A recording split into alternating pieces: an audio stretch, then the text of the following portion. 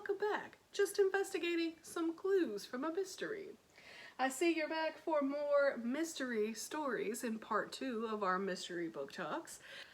I want to remind everyone that all the books we are talking about today are available on Sora for Cypress ISD secondary students. Just download the Sora app or go to soraapp.com on your phone or on your computer, and you can log in using your computer username and password. I'm Miss Lester, I'm the librarian at Kayla Middle School, and I'm happy to be back with you for more book talks.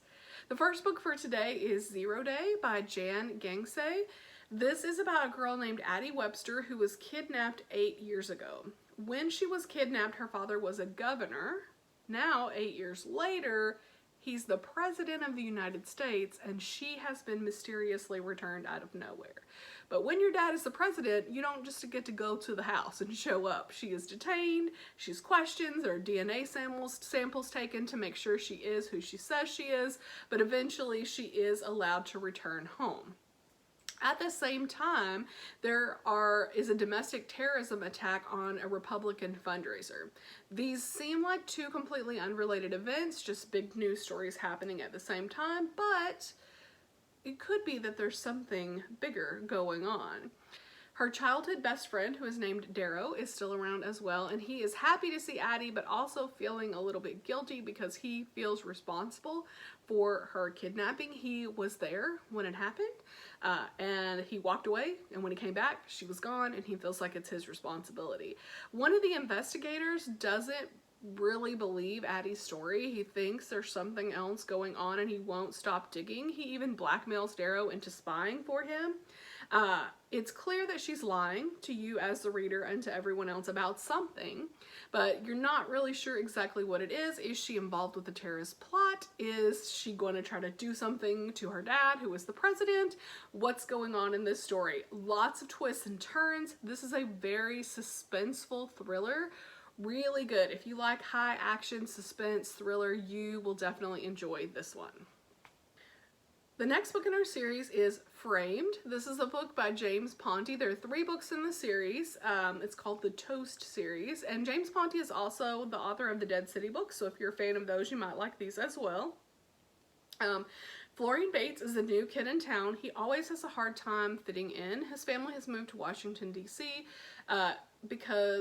but he's short, he's very awkward, he doesn't know when to stop talking, he's super smart, and so it's really hard for him to make friends. However, he's hoping that Washington, D.C. will be different, number one, because his neighbor, Margaret, doesn't think he's weird. In fact, she is really interested in what he has to say about kind of investigation and paying attention.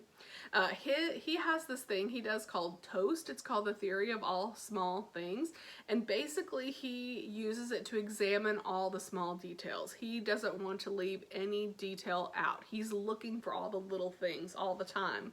And when millions of dollars are stolen from the museum where his parents work, he uses the Toast theory to try to figure out who the thief is, and it might actually be the thing that could solve the case. And so he and Margaret end up working with the FBI and trying to solve the mystery of the stolen money.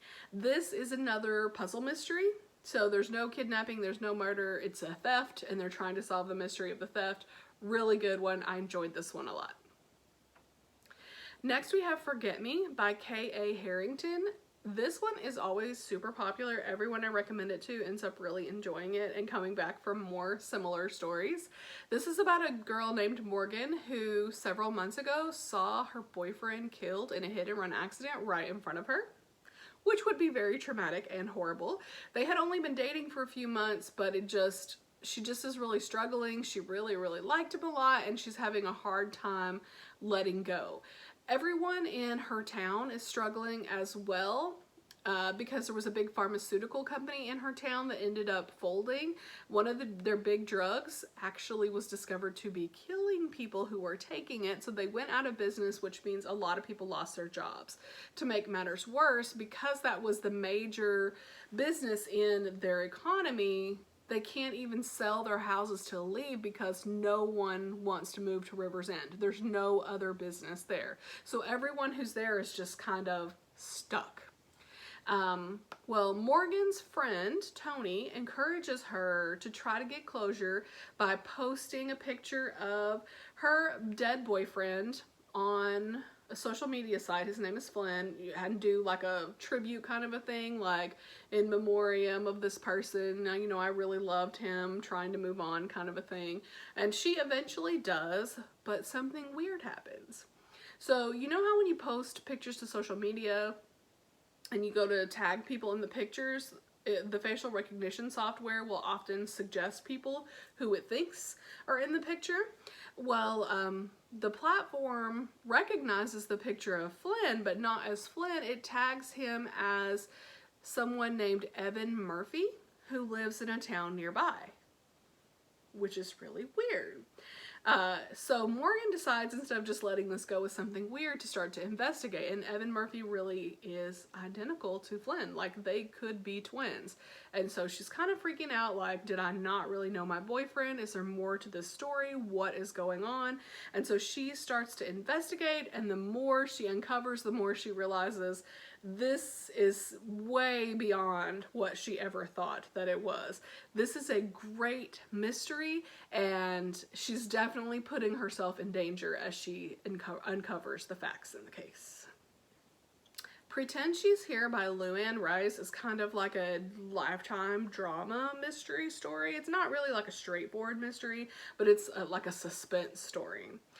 This is about a girl named Emily who is still grieving over her best friend's death. Lizzie got sick very quickly and died within a matter of just a few months, and Emily's just really struggling. Lizzie's family is struggling as well, but they end up moving away. And one day when Emily is out walking, she sees Lizzie's family in a van pull up, and she's like, oh my gosh, she's happy to see them. They're like, come on, we'll give you a ride, get in the van with us. So she does. They give her a juice box to drink, and the next thing she knows, she can't keep her eyes open, and she falls asleep because she has been drugged, because they have kidnapped her and taken her to their new home in the middle of nowhere. And when she wakes up, they have dyed her hair black. They're making her wear colored contacts, and they're not calling her Emily, they are calling her Lizzie, because they are trying to make their dead daughter come back to life.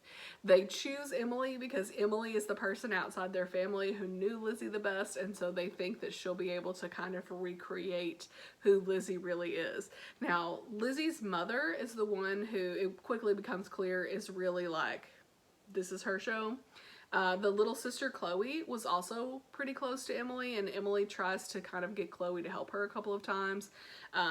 The dad is very standoffish about this whole situation. He's just, you kind of get the feeling he's just going along for the ride. But this is crazy suspenseful, because it's clear from the beginning that the mom is not mentally well.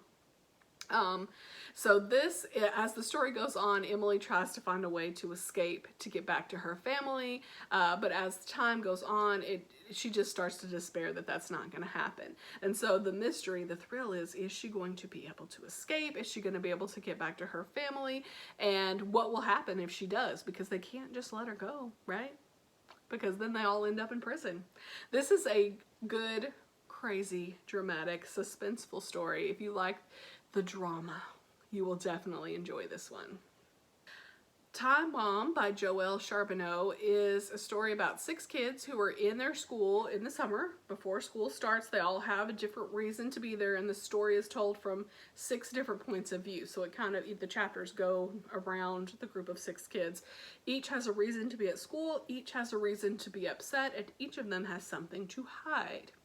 While they are there, a series of bombs starts to go off in the school, and they are trapped inside. They end up kind of getting together throughout all the wreckage as they try to find a way to escape the building, but more bombs keep going off, and you, as the reader, know that one of them is secretly the bomber, but you don't know which one it is, and they don't know which one it is either. So this is a suspenseful survival story. It will keep you until the very end. I did not figure out who the real bomber was until they told me. So some people have said they figured it out early on. For me, I didn't figure it out. I was not sure who I thought it was going to be, but it wasn't the person it ended up being. It was a pretty shocking revelation to me. Really good, suspenseful story. Next we have The Christopher Killer by Alane Ferguson. There are 4 books in this series. This is an older one too, but it's still really popular in my library. I still recommend this book to kids all the time. If you are a fan of CSI or forensic investigation, this is definitely the book for you. This is about a girl named Cammie who has got a job as a coroner's assistant for the summer. For her father's the coroner, and he has agreed to let her be his assistant in their small Colorado town. And when they go to the death scene, the second death scene they investigated ends up being one of her friends who's dead. And so she decides she wants to investigate this and figure out who the killer is. She ends up stalking a serial killer and using the clues that she has discovered from her forensic investigation to figure out who the killer is. So if you are into that kind of CSI crime scene investigation, forensic science stuff, this is definitely the series for you. You'll love it. This is a great mystery, and each book has a separate mystery, so that makes it good as well. You can, I mean, I always like to read things in order, but it's great that each book has a separate story. All right, we have reached the part of the book talk where we get to April Henry. If you are a mystery buff, then I'm sure you know April Henry. I'm sure you've read at least one of her books. They're always great. I love April Henry's books. I'm just going to pick one to talk about today, and it's kind of the one that really made her the YA mystery queen, and that is Girl Stolen. This is about a girl who is sick. She's asleep in the back of her mom's SUV, and she's kind of covered up with a blanket over her. Because there's a storm coming in and it's really cold, her mom leaves the SUV running. She runs into the pharmacy to pick up her prescription. And when she comes back, the car is gone. Cheyenne Wilder has been kidnapped, albeit accidentally, but still been kidnapped by a carjacker. And to complicate matters even more, she is blind. So she tries to hide this fact from her kidnapper at first because she thinks he'll perceive it as a weakness, but he figures it out pretty quickly that she can't see what he's doing. Which is pretty terrifying, to be kidnapped and to not even be able to see what's going on around you. Griffin is the guy who stole the car, who accidentally kidnapped Cheyenne. He feels like he's super lucky. There's like a practically brand new Cadillac Escalade just sitting there in the parking lot with the keys in the ignition, and he takes it. And he's hoping that his dad is going to be proud of him when he sees what he has been able to accomplish, and then he sees Cheyenne in the back seat. That causes all the problems, changes everything. This is worse than just stealing cars. This like ups the potential problem, the potential punishment even more, the fact that he's kidnapped this girl. But Griffin is not a kidnapper, and he doesn't want anything bad to happen to Cheyenne, so even though he has kidnapped her, he's still trying to protect her and make sure that nothing happens to her, that she doesn't get hurt. But now the race is just, because you end up, what's great about this book is you end up caring about Cheyenne, but you also end up caring about Griffin. So you don't want him to go to jail, but at the same time you're like, he kidnapped her, and his family are all like crazy criminals.